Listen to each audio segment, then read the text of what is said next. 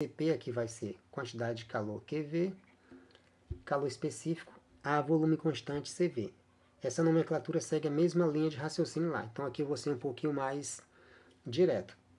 Lembrando ó, que N é igual a massa sobre a massa molar, vamos fazer o mesmo cálculo da expressão anterior. Faz-se o produto dos meios aqui.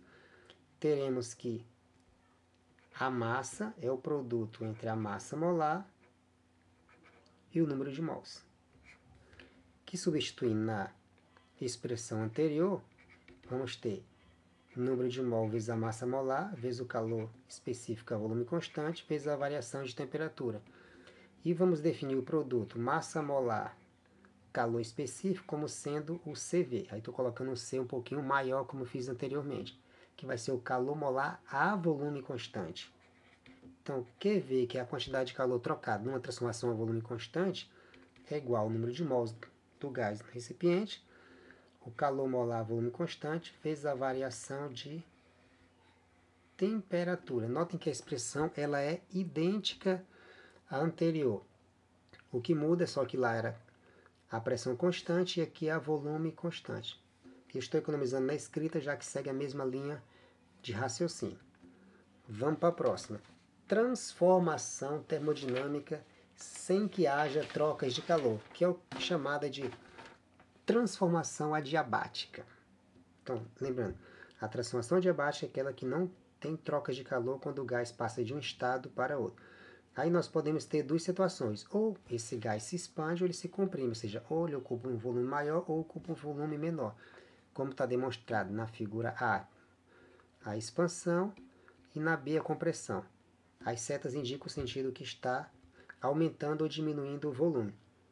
Notem que, como não tem troca de calor, nós já podemos de antemão perceber que o calor trocado nessa transformação é Q igual a zero. Não tem troca de calor.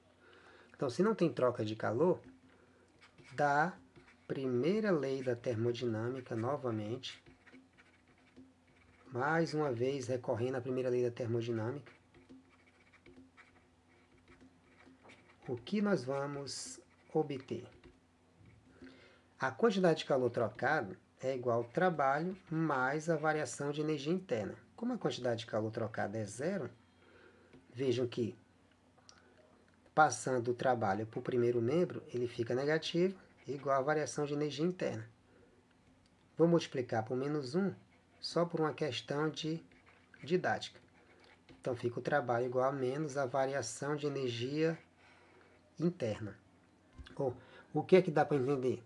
Que quando o trabalho for positivo, a variação de energia interna é negativa. Quando o trabalho for negativo, a variação de energia interna é positiva. Ou seja, quando um aumentar, o outro diminui.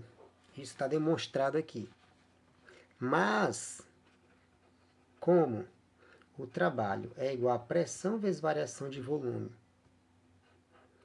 e a variação de energia interna é igual a 3,5 de nr delta T, substituindo essas expressões que nós já sabemos dos conteúdos anteriores, na relação anterior, que o trabalho é igual a menos a variação de energia interna, nós concluímos que P delta V é igual a menos 3,5 de nr delta T. Como a pressão vezes a variação de volume é igual a menos 3,5 de nr delta T, nessa relação aqui que nós podemos analisar, notem que se o ΔV for maior que zero, no caso a variação de volume, isso implica que a variação de temperatura é menor que zero. E se o ΔV for menor que zero, a variação de temperatura é maior que zero. Então é essa análise que a gente faz aqui. Ó. Se o volume aumenta, a temperatura diminui, a temperatura do gás. Se o volume do gás diminuir, a temperatura aumenta. Onde é que está demonstrado isso? Na figura. Nós temos a expansão, que é a primeira situação que eu mostrei aqui no Si, e a segunda situação da compressão. que está exatamente demonstrado aqui, ó. Pressão e temperatura, ó. Ambos aumenta e diminui. Então, essa substituição que eu fiz aqui, na verdade, não foi muito, digamos, ortodoxa. Foi meramente para a gente analisar a relação entre um e outro, já que pressão e temperatura ambos estão variando. Foi meramente para a gente entender esse ponto, de que a variação do volume implica na variação de temperatura e vice-versa.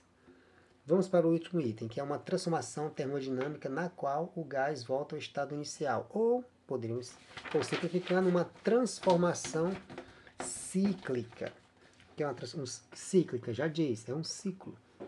Como a gente já estudou várias coisas mecânicas, movimento circular, no qual você dá uma volta completa e retorna ao estado inicial. É a mesma situação aqui. Então, notem, temos um gráfico que relaciona pressão e volume, e essa barrazinha embaixo indica o estado do gás. Esse gás passa do estado A para o estado B, então no caso o volume está aumentando, depois ele passa de B para C, no caso a pressão diminui e o volume é constante. Isso nessa primeira figura. Então aqui nós vamos ter um trabalho calculado por essa área da figura. Na figura 2, a gente pode ver pela seta, o gás diminui de volume, ele vai do estado C para D, e depois vai do estado D para A. Há volume constante e a pressão aumenta. Notem que, ao calcular esse segundo trabalho, ó, o que importa é essa parte de baixo, ó, do gráfico, ó, trabalho 2. Então, notem que de A para B o volume aumenta e de B para C é constante.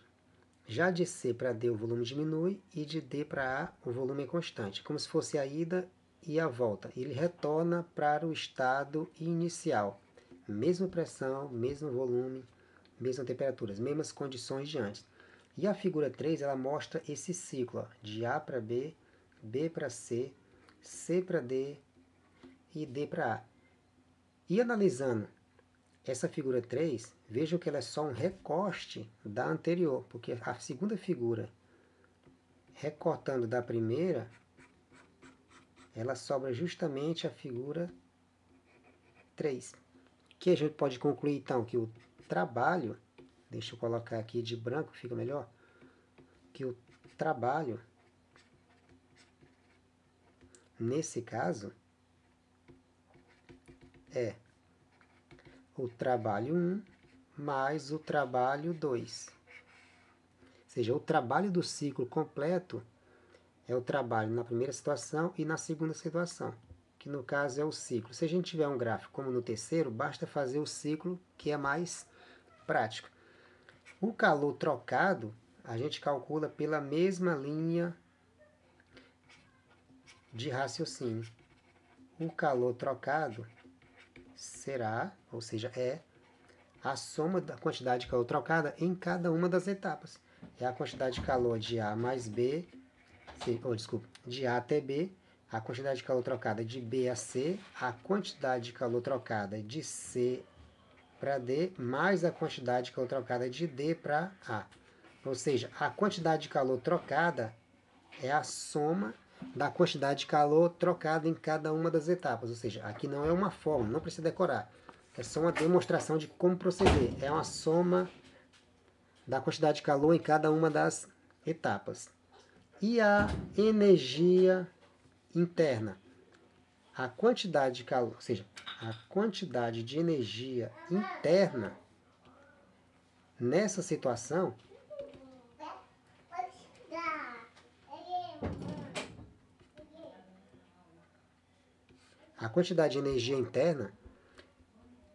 como é uma situação cíclica e volta para a mesma condição inicial, ou seja, vai de A para B, B para C, C para D e D para A. Como ele volta para a mesma condição, ou seja, mesmo estado inicial, então, pressão, volume e temperatura são os mesmos lá do início. Pressão, volume e temperatura. Então, significa dizer que a temperatura final é igual à temperatura inicial, o que implica dizer que a variação de temperatura é zero, ou seja, não tem variação de temperatura. E como, logo, como a variação de energia interna é 3,5 de nR ΔT, Se a variação de temperatura é zero, isso implica dizer que a variação de energia interna numa transformação cíclica na qual o gás volta para o estado inicial é zero.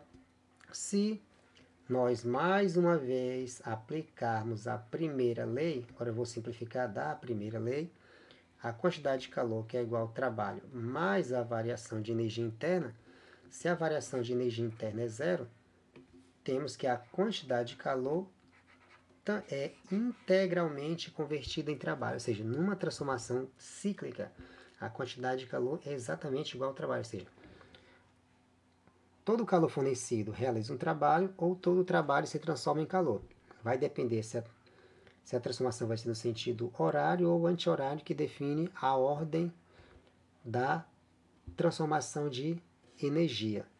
E aqui nós finalizamos. Eu utilizei como referência o livro do Ramalho Nicolau Toledo, de 2009, para essa explicação. Até a próxima.